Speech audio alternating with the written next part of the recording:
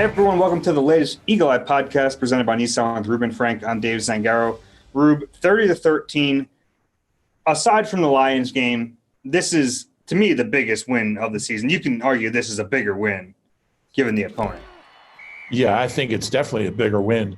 That's a pretty good team. That's a pretty good Broncos team. You're up against a lot. They have some weapons. They have such an advantage with that rarefied air in Denver. It's a team with a winning record. They don't have an elite quarterback, but they have a pretty good quarterback. So to me, look, Detroit, they're winless. They're not unbeaten, untied, but they're winless.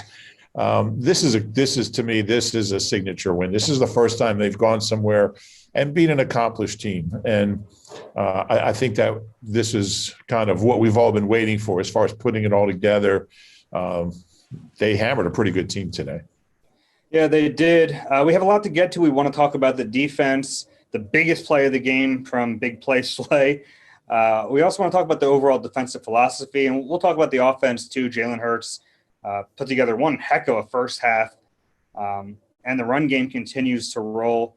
And we'll even get to a Dave's negativity corner. This was such a big win. We need a negativity corner at the end of it. But I have a Rube nose. Now, we haven't done this as quick slants, but later on, before you finish the pod, I have a Rube nose. It's one of my favorite stats ever. Okay, I like that. Yeah, we'll get to that for sure. But overall, we wanted to talk about this game. I mean, this is a team that sometimes teams go down the drain, and it was so important. And we talked about this when the Eagles were losing some of those bad games, that at least they're playing hard, because when they get to games that are winnable, you can't have them tank it before then. And it seems like that's really what's kind of happened here, is that, they still believed, even though the results weren't there, that the coaching staff knew what they were doing, that they had the players in the building to turn it around. And I don't know where they go from here, but I think it's a credit to the coaching staff, really, and the players for buying in, that this thing didn't get out of hand. And all of a sudden they're in, they're not in a bad spot right now. No, you're right. They're 3-3 in their last 6. They've won 2 of their last 3. They're trending in the right direction. I think that's pretty clear.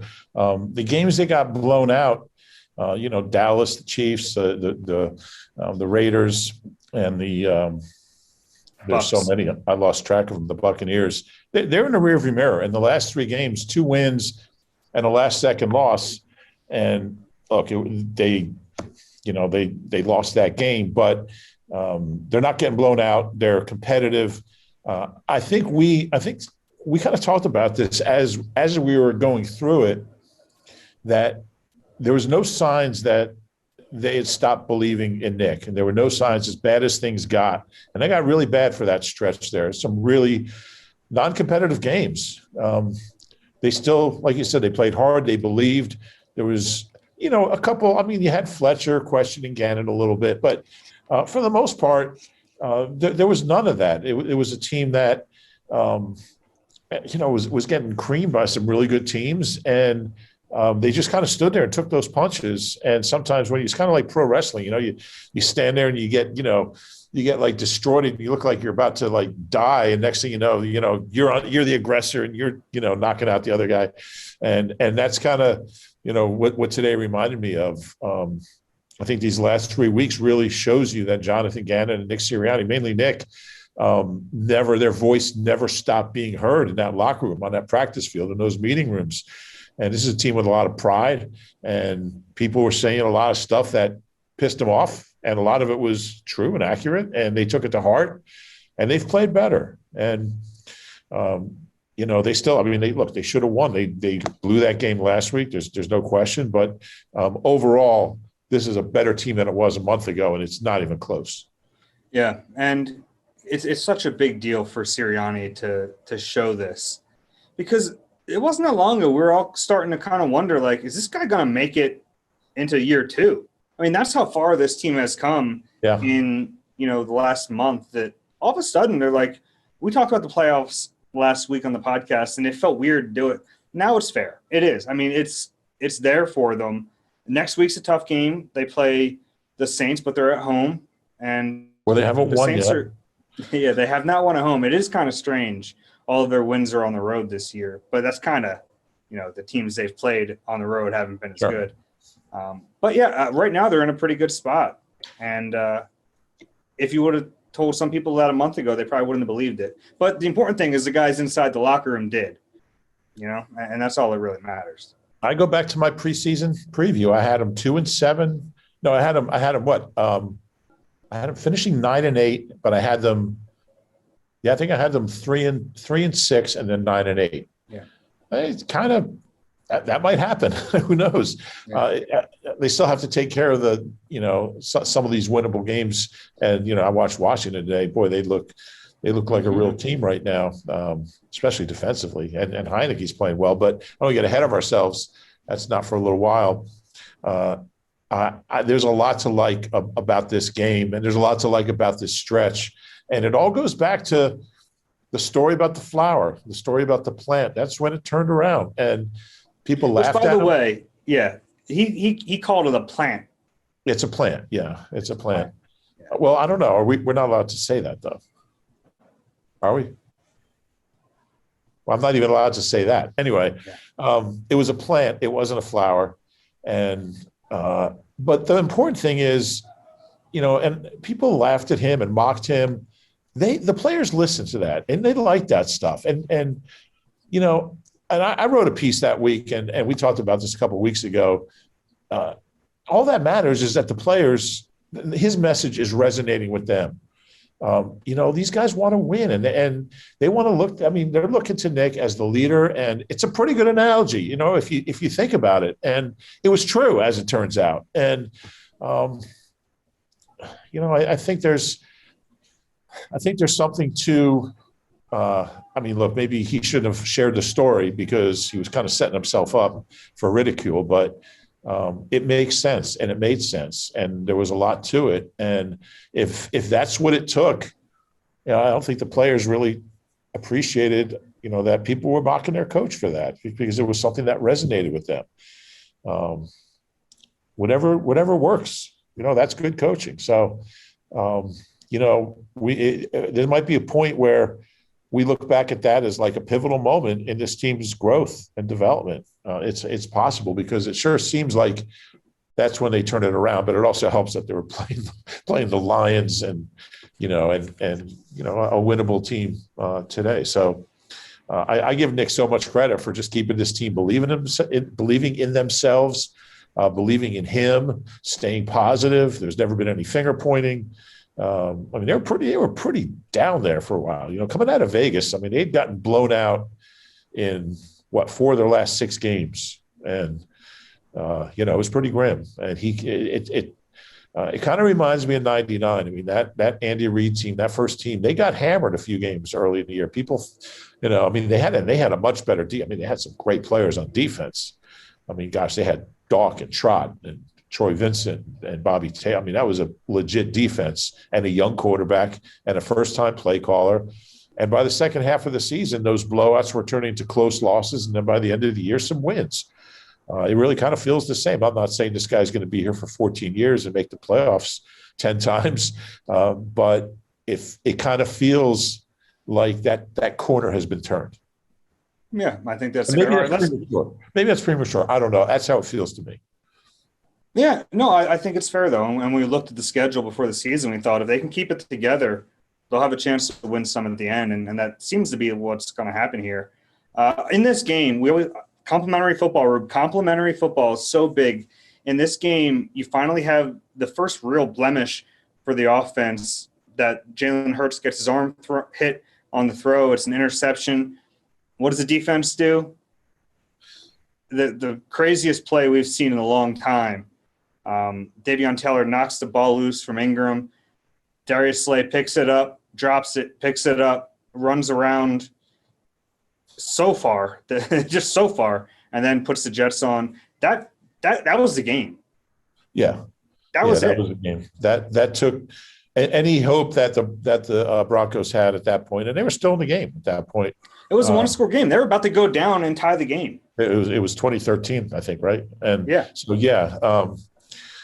all of a sudden you look up, it's 27-13. I love Slay. Slay after the game was hilarious. He was asked, "Did you think about just falling on the ball?" Hell no. Yeah. Yeah, he wasn't falling getting on my hands on the ball. I'm trying to score, and that's a situation where it makes sense as long as you got the ball secured, which you did for a little while. But it's one thing if there's a bunch of guys around and the ball's bouncing around. But I mean, he had the ball. Go try to score. And I love what he said. He said, they were in 13 personnel, so I knew nobody was going to catch me. Teddy Bridgewater could have. He decided not to. That was a business decision. He wasn't real interested in Slay at that point. But and Slay, that's Slay's second touchdown on a fumble return this year. In 3 weeks. In 3 weeks. Only the fourth. He had one touchdown in his career before this. He has 2 in 3 weeks. And he's only the fourth Eagle in history with 2 fumble recovery touchdowns in a season. And one of them is Kevin Curtis, who was a wide receiver. They were both on completed passes that were fumbled into the end zone that he recovered. The other 2 were guy who's sitting about 20 feet from me right now, Seth Joyner, and Jaquay Parker or Jaquay Thomas, one or the other. I forget which. It was probably Parker at that juncture. At that point, I think it was Jaquay Parker in 2011, I believe it was, had a couple. So big play Slay. He's living up to the name. And he was banged up too. I mean, he was coming on and off the field. He said his back tightened up. So he came into he had a hamstring injury all week. Yeah. Didn't practice Wednesday.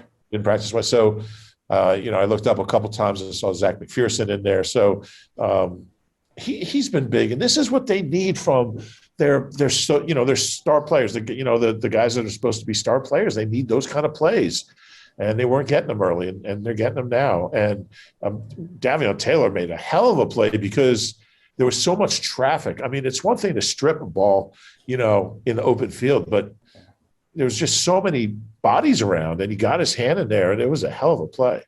I love how young and naive he is because he admitted he didn't try to strip the ball. It just happened, even though he stripped it until after he saw Slay pick it up. That's one of those where you go, Davion, you meant to do it. You punched the ball out. But he's played really well. Yeah. And, this defense has changed, and we'll get into their play calling, and they were much more aggressive today in this game than they needed to be. But the linebacker switch has done so much for this team. And Nick Sirianni brought it up on his own. The physicality TJ Edwards plays with and Davion Taylor play with, even Davion, who's not a big guy, he'll hit people. That's changed. I feel like that's really changed the identity of this defense. They're a much more physical defense right now. I think it started with TJ coming in. He's a real thumper, and he brings – and look, he's limited. He's not going to – I don't think he's ever going to be a Pro Bowler, but he's a very physical player. He's a short tackler, and he clobbers people. And he's really made a difference. I mean, it's no surprise. They didn't really stop the run today. Broncos had some good runs. They took him out of being able to run by building up the lead, which is good. But really, the last 3 weeks, they've been much better overall against the run, and it kind of coincides with TJ Edwards starting to play more, starting to be that, that all down inside linebacker. So I think he's made a real difference, and Davion too. He's just, he's like a little water bug out there. He's just all over the field and runs around, and he's just really active. That the linebacker play has improved tenfold. So much. And we've talked about with Davion, like there's going to be ups and downs. He's going to make mistakes, and you live with it because of games like this where you see why he was a 3rd-round pick. You're starting to see, and this was cool for him, by the way. I don't know if anyone read my story this week, but he's coming back. He went to he obviously went to Colorado in the last 2 years of college, and his first D1 game was in this stadium. So he mentioned this week he was going to take a moment and kind of breathe it all in because he promised himself basically he'd be here playing again as a professional. He probably didn't know he'd be going to the NFC East and it'd be, kind of rare to be here, but it ended up working out, and he ends up having a huge game here. Yeah, that was cool. And it's kind of cool that, Slay's 2 touchdowns were forced by 2 of the younger players on the team. So you kind of have the veteran Slay and, Maddox. And I mean, I still think of Maddox as one of the younger players. And I think he's 24. So 4 years in. Yeah, he is, but he is one of the younger guys. Yeah. But I don't know. I just think it's cool. But that was probably the play of the year so far. Honestly, that was the play of the Yeah. year for this team. I mean, it went from them marching down the field, about to tie the game, to the game's over. Going into the fourth quarter, game's over. It's done. Yeah. Yeah, It was a huge a play. really good return. I mean, he went through some traffic. Davion Taylor said he was trying to find someone to block, but Slay was making so many moves he didn't know who to block. And I'll tell you what, you know how often you see an illegal block in the back on those kind of returns, especially when the returner is going in unpredictable directions and cutting in, cutting out. They showed. I mean, for a team that's penalized as much as them, that's another story. Foreshadowing. They showed great discipline on that play, and fortunately, Derek Barnett didn't get rung up on that one. Whenever you watch a play like that, though, you're just waiting. You're waiting to see a flag come out because it is so common. It's like on any deep ball, on any incomplete pass on a deep ball, you're just sitting there waiting. All right, they're going to throw a flag for something. It's going to be a pass interference. It's like Anyway, I don't get off too far off topic. Man, you just took that and ran with that. We're talking about it on like longer terms. Yeah, same thing though. But yeah. Yeah. So I did want to bring up that Slay apparently ran 128 yards on that return. The next gen stats. He ran 100, and he said it took him about a half hour to catch his breath again. That's a long way to go in that altitude. Yeah, that's although technically, I mean, you should be faster. You should run faster in altitude, although it's going to be a harder effort because there's less gravity to slow you down. That's true. But like I said this week, it's not like they're playing on the moon. They, they handled it well. I thought they were prepared. It didn't seem like they had a few issues. A few guys cramped up a little bit, but for the most part, they handled the altitude pretty well. Yeah, no question. I thought it was really smart flying in late. The Eagles didn't fly in till late yesterday because the science says that the more time you spend in, like, if you go out a week early, you can acclimate to it. Mm-hmm. But if you go out like 2 days early, you're not going to be acclimated. So the less time you have out there, the less it affects you. So they came in last night and had less than 24 hours in the altitude. And I'll tell you, it's real. I mean, I don't know if you felt it. I mean, I remember Jack McCaffrey and I once walking to a Broncos game at the old stadium from the hotel. We asked, this is before GPSs, so we asked at the concierge desk, how far is the stadium? He said, it's only about a mile. Well, let's walk over the game. And we got to the stadium and we were gassed. And like, I mean, it wasn't hilly. It was just like, you're like, wow, it's real.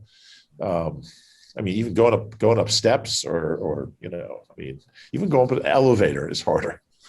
Yeah, I went on a hike this morning because my body clock is all messed up. I woke up at 5 o'clock, so went out. It is tough. It's real. So they handled it well. I'm going to kind of get us back on track here. Yep. Jonathan Gannon called a good game. He did. This was a more aggressive game plan, and it's kind of like the game plan we saw against Detroit. And I get it. Like, there are some offenses where it lends itself to this, but they have it in their toolbox. They have it. Yeah, and there's a lot of pressure on him. I mean, he's, it's been a really up and down season for this defense. The downs have been terrible. I mean, this is the fourth road game they've held a team to 18 or fewer points. 4 times. I mean, the 2017 team held 2 teams on the road to 18 points. I think Carolina was 18, but so there's been some really good games, but there was a lot of pressure on him to come up with a game plan. And I thought a couple of things on the defense. I thought they pressured well, even though you get a lot of sacks. They only had the 1 sack. Barnett had his second of the year. I thought they got a lot of pressure, though. I thought Fletcher actually made some. Fletcher had a game. Fletcher was in the backfield a lot. His best game of the year, I think. And they just had good pressure on Bridgewater. And I mean, look, the goal line stuff or the red zone stuff was incredible. I mean, after the first drive, they were inside the 25 5 times, and they ran 18 plays and totaled 18 yards and 6 points on those plays. And the Eagles actually outscored the Broncos when the Broncos were inside the 25 because they got 2 field goals and the Eagles got a touchdown. So the Eagles actually had more points on the Broncos' last 5 red zone drives or inside the 25 drives than the Broncos did. So I thought they tackled really, really well in the red zone. They covered well. They tackled well. They didn't tackle well between the 20s particularly, but they got down toward the goal line and, they completed some passes and they stopped them short of the sticks. And that's what you have to do if you're going to be a good red zone team. You just have to be really good tacklers, and they were. I thought that was, and they covered well. If you pressure, cover, and tackle, I mean, they're not going to get in there. That's kind of their signature as a defense now. Is they're really, really good in the red zone. Yeah, and they kind of need to be in some points. Yeah. I wanted to give a special Avonte Maddox, one of the smaller guys on this team. He's a sure tackler, man. He tackles everything. Yeah. Yeah, that taunting he's got to know better though. That's for later. Although, what did he do? Because I never saw a good replay of anything he did. Well, he was in the guy's face, and I don't know what he said. He said something. I thought he got cleated. Avonte. Maybe. I don't know. I mean, these guys have to know that whatever happens, you just have to get up and walk away, because they're going to call that. Even if you just stare at the guy, they're going to call it. It's just so weird to get beat on a play and then you get called for taunting. Right. I know. Doesn't make any sense. No, it doesn't. None of this. I mean, I hate the whole thing, but they're going to do it, and there's obviously a point of emphasis on it, and they're going to do it, and they're going to get you every time. So if somebody hits you late, you just got to walk away from it. If somebody says something about, you're a family member, you just got to walk away, because guys are going to try to, they're going to try to lure you into something. And if you just let up for 1 second, that's 15 yards. You just can't afford to do that. But anyway, he's having a really good year. It's a shame there's no Pro Bowl spot for nickel corners, because he's that good. I mean, he's really come back, come into his own. I mean, he was a good slot 2 years ago. And then obviously last year was a lost year for everybody, but he's so physical. He's so smart, instinctive, and tough physical. I think Nick used the word scrappy. He's just a scrappy guy, and fun to watch.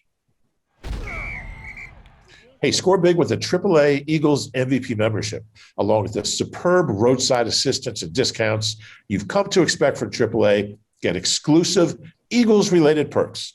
For details, visit AAA.com/Eagles. All right, Rube, let's flip to the offensive side of the ball. Jalen Hurts, that first half is about as good as I've ever seen him play. That's probably his best half he's ever played. And, he didn't really have to. I think he only threw 3 passes in the second half because they just kept running it. But there's so much to like about it. He was using the whole field. He was throwing with anticipation. He was putting it exactly where he wanted it. He was finding open guys. He spread the ball around. It wasn't just Devontae. And then, when Dallas left, I mean, that's his second favorite target. And he still ran the offense and just put it where he had to put it. I thought he was exceptional in that first half. And he ran the ball when it was smart to run it. Put himself in a little more physical trouble than he usually does. I thought there were a couple of plays, but I mean, the guy's out there trying to run to the sticks, and I admire that. It's rare that you see him tackled in the open field, because usually he's either getting out of bounds, getting a safety, or scoring. So it was kind of strange to see him tackled.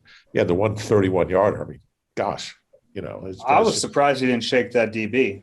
Yeah, I was too. He was probably gassed at that point. 31 yards in that altitude, but. I just thought he played within himself. He played smart. It was a really encouraging performance. He didn't miss any open guys. Maybe the one to Jack Stahl. It's Jack Stahl. He's got 2 career catches. I thought he was terrific, and he put the team in position where they didn't have to throw in the second half, and it's not a bad place to be. His pocket awareness in this game was very good. He kind of knew how to avoid pressure, stay in the pocket, find his guys.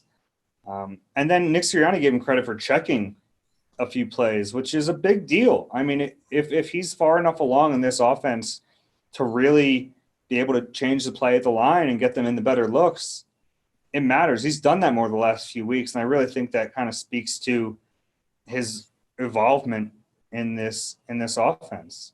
Did you say evolvement? Yeah. Okay, evolvement. We'll add that one to the American heritage. I'll call them in the morning. Uh, yeah, no, I totally agree. I was really encouraged. The interception was unfortunate. I think he got his hand tipped. I don't know. He did. But even without that, I mean, he's throwing back foot off balance. It was just not it just wasn't a smart play to begin with. But, I can't fault him for it. He had pressure up the gut. Yeah. He had nowhere else. That one honestly didn't bother me. No, it didn't really bother me, honestly. First interception in a month. And it set up an Eagles touchdown because if he doesn't throw it, they don't get the And the other one that I thought was worse was the one to Devontae, where Devontae had to come back and on the right sideline. Yeah. That was a bad throw. The other one, I mean, I can't kill him for getting pressure up the gut and getting hit. No. But I mean, look, quarterbacks do throw interceptions, and he's one of the best in the league at not throwing them. They're going to happen. Overall, I was just really, really impressed. It was a big step forward as far as just recognition and accuracy. I just thought he was really on top of his game. Rube, this was the biggest test so far for Nick Sirianni. Is he going to keep running the ball? Is he going to get away from it? He ran the ball again. Yeah, and even before they got a lead at the end, he was running the ball. Right, and what I thought was big, like the yards weren't coming quite as easily as they did against the Lions and Chargers. Like they weren't getting those, 10, 12, at least not early, but he just kept dialing it up. And I think the first half was 20 passes and 20 runs, including Jalen's runs.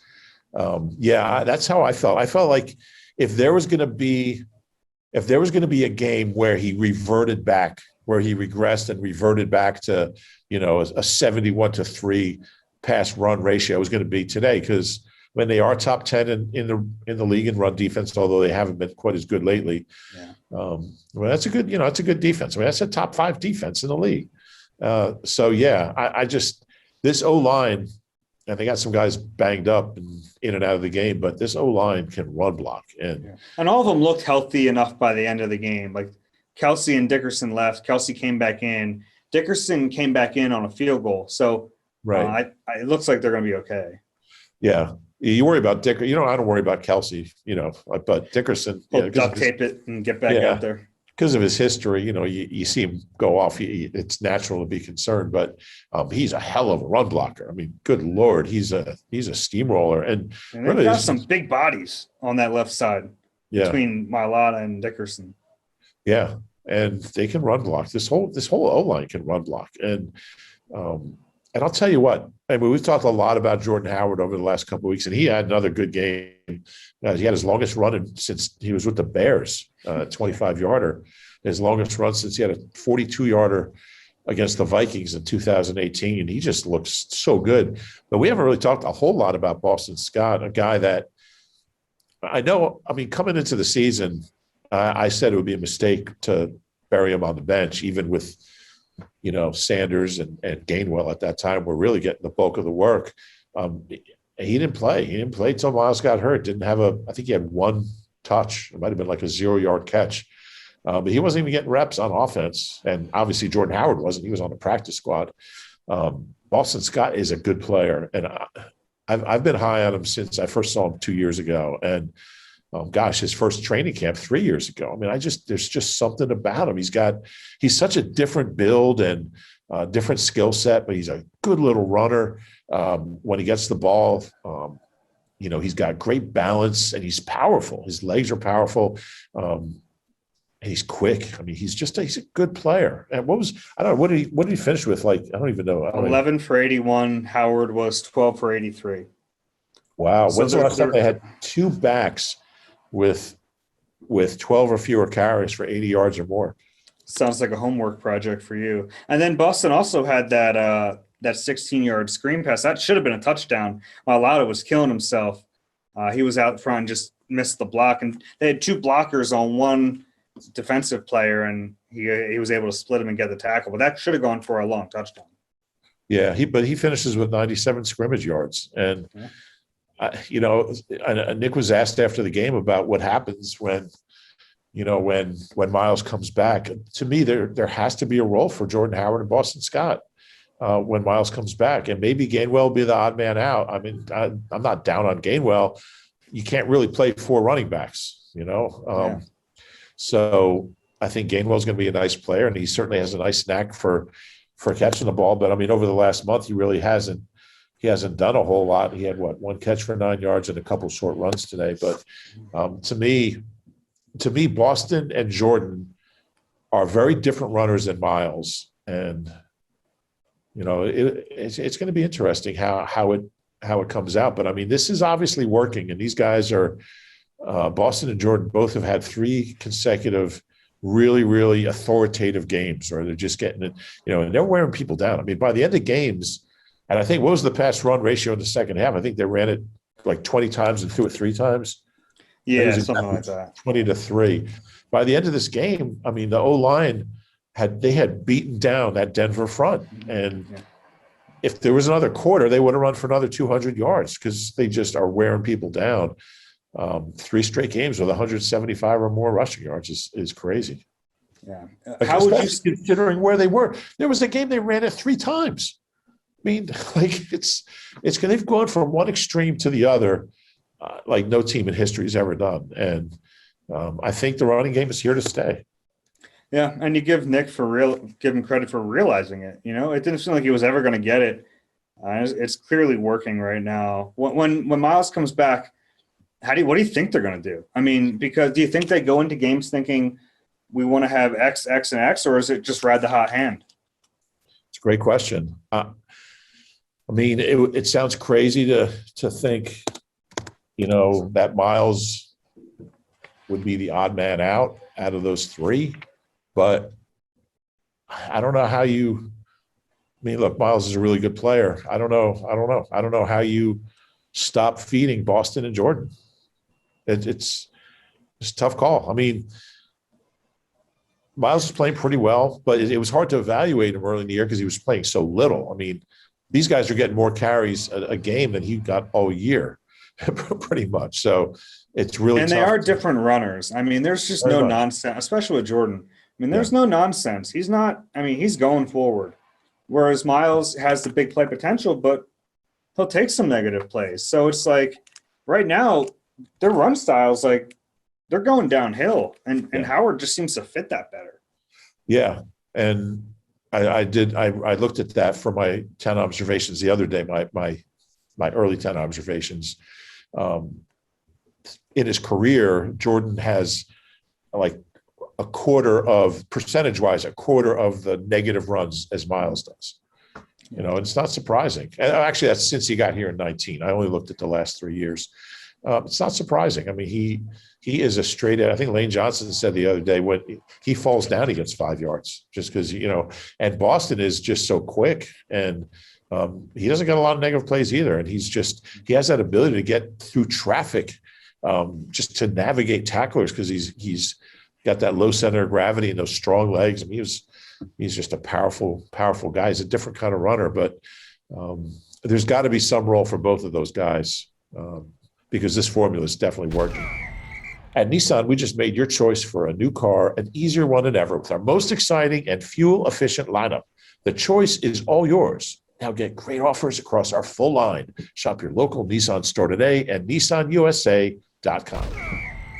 Before we get to Negativity Corner, Kayvon Wallace had a big play that I want to mention on special teams, getting in there to block a stupid field goal from Vic Fangio. He got what he deserved there. It was a good play, and I'll have to go back and watch, but I seem to remember there was a point after attempt earlier in the game where Kayvon got really close, and it looked like he came from the same edge. So it was pretty clear they saw something there that they could exploit. So that was a big play. Yeah, no doubt about it. Another kind of unheralded guy who made a big play was Patrick Johnson. Gosh, it was like his first defensive snap in how long? Like real snap in how long? Yeah, so that was good to see. It's good to see some of those younger guys getting in the mix. Can I give my Rube nose now? Yes. Before, do you want to do that? Let's do that at the end. Is it positive? I'm not really sure. Yeah, kind of. Okay. Well, let's do negativity corner, and then let's end on a positive Rube nose. Okay. Uh, I should be able to negativity find it. negativity corner. I think we know what it is. Penalties. They cropped up again. 7 for 89 in this game, and they have been so much better in recent weeks. Penalties are bad in this one, and there were some stupid ones. 2 from Barnett. You count on him for 1. 2 is extra. They had a special teams penalty on Zach McPherson blocking a guy out of bounds. They had the Avante one. Too many. You just can't. They got to get that cleaned up. And with Barnett, I don't know what you do. It wasn't egregious, but he doesn't get the benefit of the doubt anymore. It wasn't egregious, but they're going to be looking for him. We talked about this before. I mean, they're going to be looking for him. Anything borderline, he's getting called, period. Yeah. And he's got to understand that, and he's got to know that. And he doesn't seem to. And, I thought he actually had a good game today. I thought he was pretty active. He had a sack, and he had a couple other plays, pressures, but he's just is hurting his team. He had another offsides as well. It's not going to change. I mean, I don't know how it's ever going to change. He just doesn't seem to get it. Yeah, he's in year 5, so Yeah. So they overcame that. They've been doing better over the last few weeks with penalties, but it was kind of a little relapse. But anything else in negativity corner? Rager's still get stuck. He had that one nice catch on the sideline. It was a great catch. It was a very good catch. But and this is Jalen Reagor. Like, he will make a great catch. Yeah, just enough to tease you. I don't know if it's enough to tease, but I mean, he'll make a great catch. But it's just, I mean, they got to stop trying to be creative. They've got to stop trying to get him the ball in creative ways, because all that does is create like 2nd and 19s. Yeah, and -8. Yeah, it's just, as rarely as he touches the ball, he's got an incredible number of large losses. I think his one touch last week was -6 yards, or one of his 2. I think the other one was 0. So, gosh, he's like, I don't know. I mean, I guess I don't know what to do with him. I mean, I just don't know what you do with him. I don't know. I mean, it kind of hamstrings the offense when, one of your 3 key wide receivers. I mean, it was supposed to be Devontae, Quez, and Jalen. And, I don't know if a little more Greg Ward. I mean, he's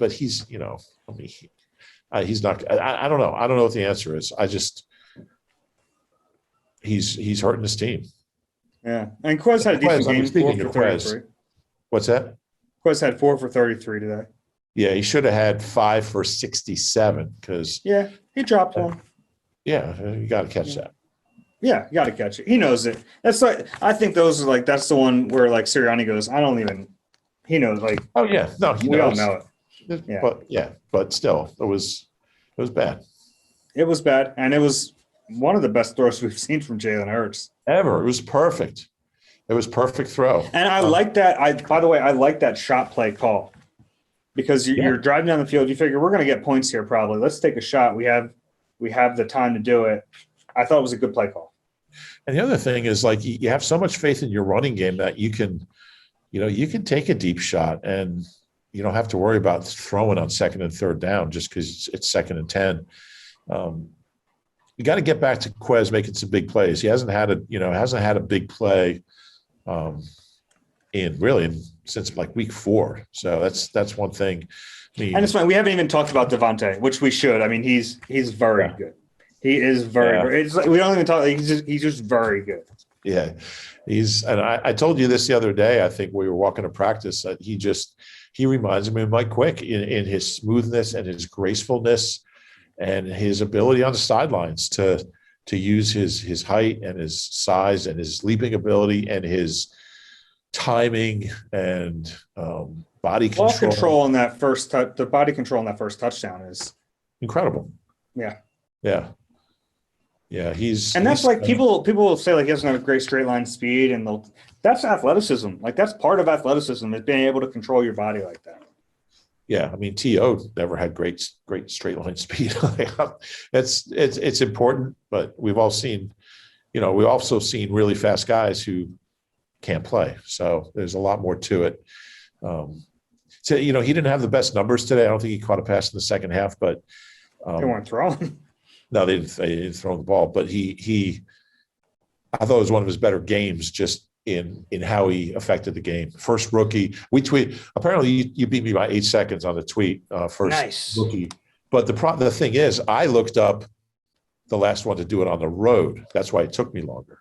Oh, you know what? Do style points make up for those 8 seconds? I don't know. Jordan, well, I provided more information than your tweet. So, Jordan, yeah, but first rookie. Yeah, but by the time your tweet got out there, they already knew. But not the rest of it. Like first on the road since Fred Barnett in 1990. That's good. Okay, well, that's a good segue here. What's your Rube nose? So this is really interesting to me. This is something I want to write during the week. The Eagles have rushed for 175 or more yards in 3 straight games, and they haven't had a 100-yard rusher in any of those games, which is really says a lot about the balance and the depth at running back, and obviously the impact that Hurts makes with his legs. So I decided to look up the last time a team ran for 175 yards or more in 3 straight games without a 100-yard rusher. And it's been quite a while, as you can imagine. It was in 1979, and it was the Patriots, and they actually did it 4 straight games with Sam Bam Cunningham and guys like that, Randall's brother, who died earlier this year, sadly. But it really says a lot about look. If you have one great back, all right, that's tough to stop. If you have Derrick Henry or Zeke, but if you have Boston and this is without their de facto lead running back, you have 3 guys getting 70, 80 yards a game. That's even harder to defend, I think. And I think it's always hard as a defense when you have different sorts of running backs coming at you. And that's where I think Miles fits in. Jordan Howard is just this bruising, straight ahead, run you over type guy, and Miles is fast and elusive and home run threat every time he touches the ball. And I think Boston's a little of both, because Boston's tough and strong, but he's also quick. And then there's Jalen, who, you can't even catch. The kneel downs killed Jalen's stats today, but he stuck with 3 of them.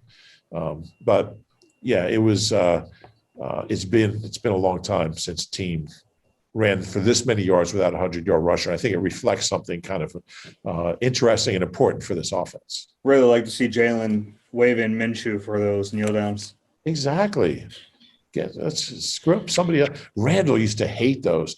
Randall would be like, after a game, he'd be like, those shouldn't count against my stats. He's like, can you talk to somebody? That's funny. Yeah. All right. You got anything else before we wrap this up? No, it was a fun game. Yeah, it is fun here. It's a good stadium. They have the horse runs up and down the field whenever they score. During my live hit, Rube, they have a bucket and a shovel. You can guess what that's for. They put it right next to us. The live hit. I don't know if I was about to kick it over, push it over the other way. All right, that's all we got. If you enjoy the podcast, please rate and subscribe wherever you get your pods. If you're watching on YouTube, please click the like button and subscribe there as well. We'll be back with you during the week. I actually have something else. All right. Go ahead. Finish. It's not important. Just finish. Finish the podcast. This is the end of the podcast. Talk to you guys soon.